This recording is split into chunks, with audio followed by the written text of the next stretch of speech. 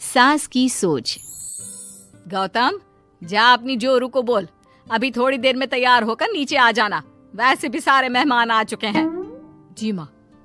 अरे गौतम की माँ, कब मिला रही हो अपनी बहू से? मैंने तो उसकी सुंदरता के बड़े चर्चे सुने हैं। आज हम भी तो देखे कितनी सुंदर है। वैसे मेरी बहू से तो कम ही होगी।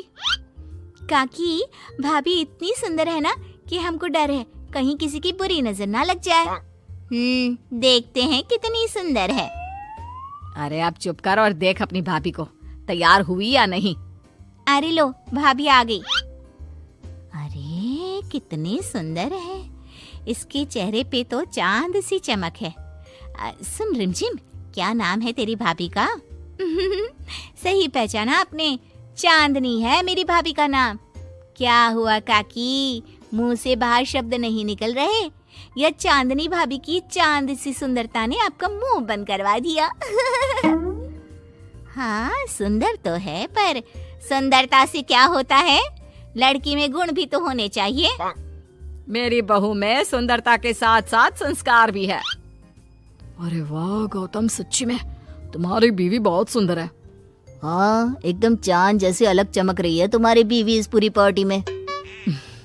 बात तो तुम एकदम सही कह रहे हो, इस भीड़ में भी सबसे अलग चमक रही है मेरी चांदनी। आज इस पार्टी में तुम्हारी बीवी की सुंदरता ने 4 चांद लगा दिया है। कुछ दिनों बाद जब गौतम की माँ आस पड़ोस की औरतों से गप्पे मार रही होती है। माँ जी, मेरी माँ की तबीयत थोड़ी खराब है, आप इजाजत दो तो क्या मैं और गौतम एक बार वहाँ हो आए? हाँ हाँ बहू, ठीक है, जब शाम को गौतम काम से आ जाए तो अपने मायके हो आना। ये क्या, उसने बोला और तुमने जाने दिया? हाँ, अभी उसने बताया तो सही, उसकी माँ की तबीयत खराब है। लेकिन तुमने जाने क्यों दिया? तुम्हें मना कर देना चाहिए था। लेकिन क्यों? अरे तुम्हारी बहू को अभी शादी किए थोड़े ही दिन हुए हैं और वो अपने मायके जा रही है। अरे घूमने थोड़ी ना जा रही है, वो अपनी माँ को देखने जा रही है।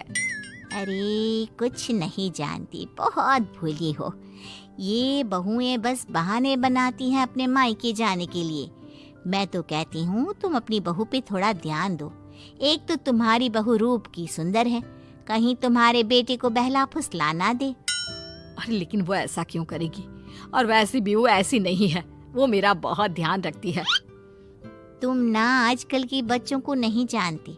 शुरू शुरू में ये सास की सेवा करना, परिवार का ख्याल रखना बहुत अच्छे से जानती है, और पीठ पीछे अपने पतियों को परिवार से अलग होने की सलाह देती रहती है। क्यों बहनों, क्या मैं गलत कह रही हूँ? हाँ वैसे बात तो सही है आपकी।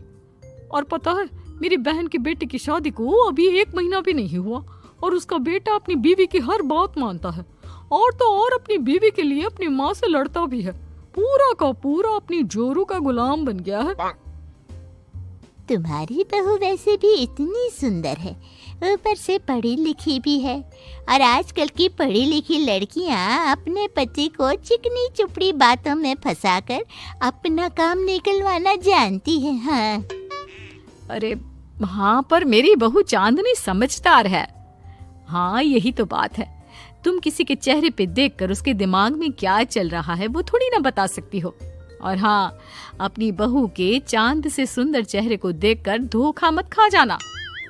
अरे जरूरी थोड़ी ना है जो इंसान चेहरे से सुंदर हो वो मन से भी सुंदर हो, क्योंकि चांद पे भी तो दाग होते हैं। थोड़ी देर बाद सभी अपने अपने घर चले जाते हैं। शाम को चांदनी और गौतम घर आते हैं। और बहू, माँ को देखाई?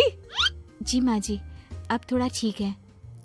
बहू, अब तुम्हारा घूमना फिरना हो गया हो तो घर के कामों में मेरा हाथ बटाओ। जी माँ जी। मेरा ये घुटनों का दर्द कभी भी शुरू हो जाता है। बहू, लगता है आज सारा काम तुझी को करना होगा। कोई बात नहीं माँ जी, काम ही तो है, काम तो होता रहेगा। आप पहले अपना ख्याल रखिए। ठीक है, अब तू इतना बोल ही रही है तो मैं अपने कमरे में आराम करने जा रही हूँ। अगले दिन सुबह जब गौतम ऑफिस के लिए निकल रहा होता है। माँ, अब कैसा है तुम्हारे घुटनों का दर्द? ज्यादा तो नहीं हो रहा? नहीं तो शाम को चांदनी आपको डॉक्टर के पास दिखाएगी। तुझे किसने बताया? बहू ने इतनी जल्दी तेरे पास मेरी चुगली भी कर दी? माँ चुगली नहीं, उसे आपकी चिंता है इसलिए उसने मुझे बताया। उसे डर था कहीं आपका दर्द बढ़ ना जाए। थोड़ी देर बाद चांदनी वहां आती है। माँ जी, मैं सोच रही थी हम लोगों को अब किसी दूसरे घर में शिफ्ट हो जाना चाहिए। लेकिन क्यों? और अचानक से तुम्हें ये ख्याल क्यों आया? वो माँ जी, मेरी एक सहेली अपना घर बेच रही है और उसका घर गौतम के ऑफिस के पास पड़ता है। और देखिए ना, गौतम को यहाँ से ऑफिस कितना दूर पड़ता है और आपके लिए भी बाजार दूर पड़ता है। अगर हम वो घर खरीद लेते हैं तो हमारा कितना फायदा है। गौतम को ऑफिस के लिए दूर नहीं जाना पड़ेगा और आपको जब शॉपिंग जाने का मन करे आप जा सकती हो। ऊपर से वो मेरी दोस्त है तो वो हमें घर थोड़े कम दाम में भी बेचेगी। हाँ, बात तो तुम सही कह रही हो। कोई जरूरत नहीं है घर बदलने की। और तू क्या अपनी बीवी के हाँ में हाँ मिला रहा है? लेकिन माँ, मैंने एक बार बोल दिया ना तो बस, अब इसके बारे में कोई बात नहीं होगी। और ये कहते हुए वो अपने कमरे में चली जाती है। चांदनी भी उनके पीछे पीछे चली जाती है। क्या हुआ माँ जी? मैं कुछ दिनों से देख रही हूँ आप कुछ अजीब सा बर्ताव कर रही हैं। क्या अजीब सा? ऐसा ही तो करती हूँ। अगर तू मुझसे घर के बारे में बात करने आई है तो पहले ही कह देती हूँ, बिल्कुल नहीं। नहीं माँ जी, घर के बारे में बात करने नहीं आई। माँ जी, मुझसे कोई गलती हो गई है क्या? अगर कोई गलती की है तो डांट दीजिए, बात कीजिए, पर माँ जी ऐसा व्यवहार मत कीजिए। मैं बिल्कुल बुरा नहीं मानूंगी। और अगर आप अभी बताना नहीं चाहती तो आपका जब मन करे बता देना। मैं बस इतना ही कहने आई थी। कहीं मैं आस पड़ोस की औरतों की बातों में आके अपनी बहू के साथ गलत तो नहीं कर रही? और वैसे भी वो सही तो बोल रही थी।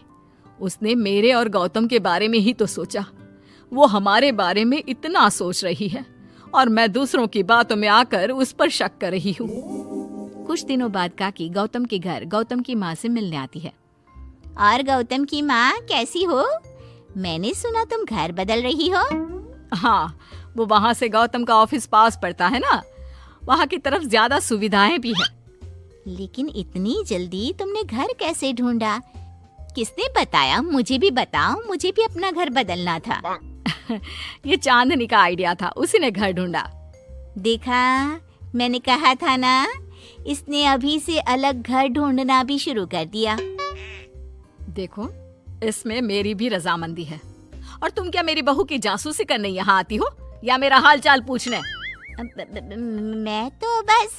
और एक बात मेरी ध्यान से सुन लो, मेरी बहू भी सुंदर है, उसका मन भी उसी की तरह सुंदर है। और एक बात, चांद में दाग जरूर होते हैं, पर जिस तरह आसमान के सभी तारे मिलकर चांद जैसी चमक नहीं दे सकते, उसी तरह मेरी बहू चांदनी की सुंदरता और खूबियों की बराबरी तुम्हारी या और किसी की बहू नहीं कर सकती। कहने की जरूरत नहीं। काकी कोई भी जवाब दिए बिना चुपचाप वहां से उठकर चली जाती है।